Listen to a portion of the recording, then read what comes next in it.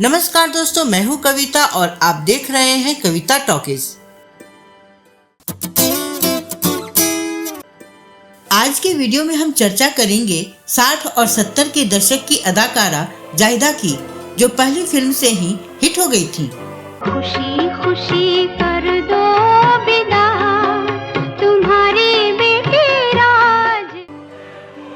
Jaddan by के बेटे और नरगिस के भाई अख्तर हुसैन की बेटी जाहिदा का जन्म हुआ था 9 अक्टूबर 1944 को।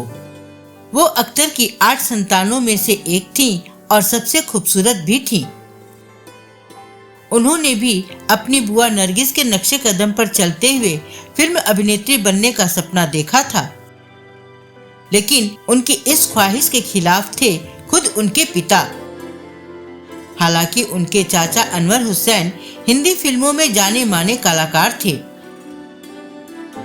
फिल्मों में कदम रखने के लिए जाहिदा हुसैन को पिता की इजाजत की जरूरत थी, जो कि उन्हें बहुत ही मुश्किल से मिली थी।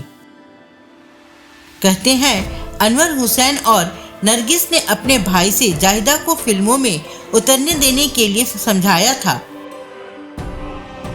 अफसोस की बात यह रही कि खूबसूरत और टैलेंटेड होने के बावजूद जाहिदा का फिल्मी सफर सिर्फ 8 फिल्मों का ही रहा। लेकिन वो जब तक फिल्मों में आई लीड रोल में ही रही। साल 1968 में जाहिदा ने ऋषिकेश मुखर्जी की फिल्म अनोखी रात से बॉलीवुड में डेब्यू किया। वो संजीव कुमार के अपोजिट मेन हीरोइन बनी थी। ओहरे ताल मिले नदी के जल में, नदी मिले सागर में। हालांकि इससे पहले भी जाहिदा को फिल्मों में काम करने के कई ऑफर मिल चुके थे, लेकिन बात नहीं बनी थी।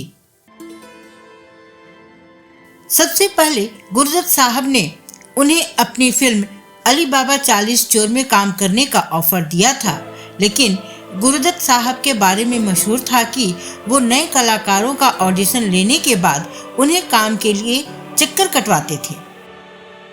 सो जाहिदा ने उनके ऑफर को तवज्जो नहीं दी। बाद में गुरजत साहब की मौत हो गई और यह फिल्म ठंडे बस्ते में चली गई। राज कपूर साहब ने जब जाहिदा को देखा था तो वो भी उनकी सुंदरता से खासे प्रभावित हुए थे।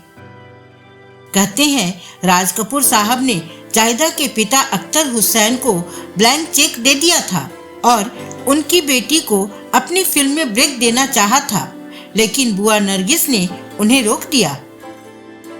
बहरहाल फिल्म अनोखी रात एक म्यूजिकल हिट थी और इसने ठीक ठाक बिजनेस भी किया। महलों का राजा मिला के रानी बेटे राज। असित सेन की निर्देशन में बनी इस फिल्म का संगीत दिया था संगीतकार रोशन ने और इस फिल्म के कई गाने आज भी लोगों की जुबां पर हैं। मिले न फूल तो कांटों से दोस्ती कर ली। पहली ही फिल्म में जाहिदा के अभिनय की तारीफ हुई, लेकिन उन्हें स्टार का दर्जा नहीं मिला।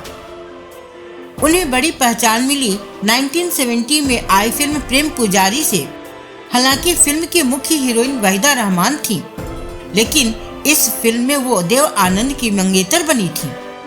कहते हैं कि देव आनंद के चार्म से जाहिदा भी नहीं बच पाई थी और उन्हें अपना दिल दे बैठी थी। खास बात ये थी कि देव आनंद जाहिदा से उम्र में पूरे 21 साल बड़े थे। बावजूद इसके फिल्म की शूटिंग के दौरान ही जाहिदा उन पर फिदा हो गई थी। प्रेम पुजारी के बाद जाहिदा और देव आनंद ने एक और फिल्म गैम्बलर में साथ काम किया, जो रिलीज हुई थी 1971 में।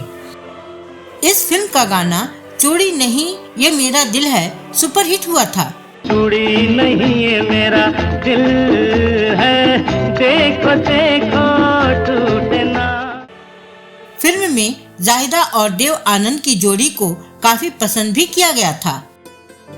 देव आनंद ने उन्हें अपनी अगली फिल्म हरे रामा हरे कृष्णा में भी काम करने का ऑफर दिया था, लेकिन उसमें उन्हें रोल मिल रहा था हीरो की बहन का।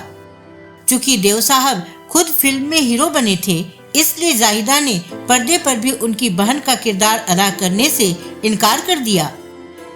हालांकि बाद में यह रोल जीनत अमान के हिस्से गया था और वो काफी पसंद की गई। जाहिदा के इनकार के बाद तो देव आनंद के साथ उनकी प्रेम कहानी के किस्से भी सुर्खियां बटोरने लगे थे। कहते हैं कि दोनों के परवान चढ़ते इश्क की खबर जब परिवार वालों को लगी तब हुसैन फैमिली में कोहराम मच गया था। जाहिदा की बुआ नरगिस देवानंद के साथ उनके रिश्ते के सख्त खिलाफ थी, क्योंकि दोनों की उम्र का अंतर उन्हें मंजूर नहीं था। उन्होंने जाहिदा को सख्त हिदायत दे दी थी कि वह देव आनंद के साथ अब कोई रिश्ता नहीं रखें। जब देव साहब के कैंप का रास्ता बंद हो गया तो जाहिदा ने कुछ दूसरे प्रोडक्शन हाउसों का रुख किया, जिनमें ज्यादातर ए ग्रेड कहे जाने वाले नहीं थे। वो अगली बार नजर आई दादा मिरासी की फिल्म मालिक तेरे बंदे हम में, जो रिलीज हुई थी 1972 में। फिल्म में वो विनोद मेहरा के अपोजिट नजर आई। हालांकि फिल्म कुछ खास नहीं चली, लेकिन दोनों की जोड़ी को काफी सराहना मिली। दोनों की ऑन स्क्रीन और ऑफ स्क्रीन जोड़ी की चर्चा खूब हुई। 1973 में आई अगली फिल्म प्रभात में वो रूपेश कुमार के अपोजिट दिखी। इसी साल आई फिल्म तीन चोर में वो दूसरी बार विनोद मेहरा के साथ दिखी।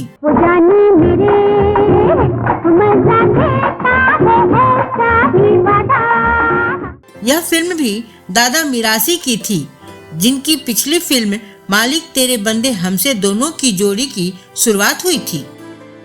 अगले साल यानी 1974 में रिलीज हुई फिल्म शिकवा में जाहिदा राकेश पांडे के अपोजिट नजर आई।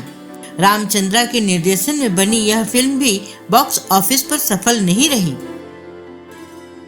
हालांकि इसी साल उनकी एक और फिल्म शबाब की शूटिंग भी शुरू हुई, जिसका निर्देशक राजदीप कर रहे थे, लेकिन कुछ तकनीकी कारणों से यह फिल्म पूरी नहीं हो पाई।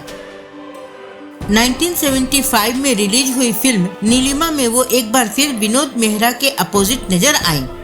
यह फिल्म भी फ्लॉप साबित हुई। इसके बाद उन्हें लीड हीरोइन के ऑफर मिलने बंद हो गए, तो उन्होंने भी मुंबई में रहने वाले बिजनेसमैन केसरी नंदन सहाय के साथ शादी कर ली। जाहिदा 2 बच्चों की मां है। जाहिदा के बेटे नीलेश सहाय ने सन 2011 में गणेश आचार्य की फिल्म एंजल से बॉलीवुड में डेब्यू किया था। हालांकि नीलेश का फिल्मी करियर कुछ खास रफ्तार नहीं पकड़ पाया। बीते साल संजय दत्त के कैंसर पीड़ित होने की खबर सामने आई थी। तब बरसों बाद जाहिदा ने मीडिया इंटरव्यू दिया था। संजय की बीमारी के बारे में बात करते हुए उन्होंने कहा था, मैं बेहद दुखी हूँ और चाहती हूँ कि साईं उन्हें ठीक करें। जाहिदा आज भी दत्त परिवार के बेहद करीब हैं।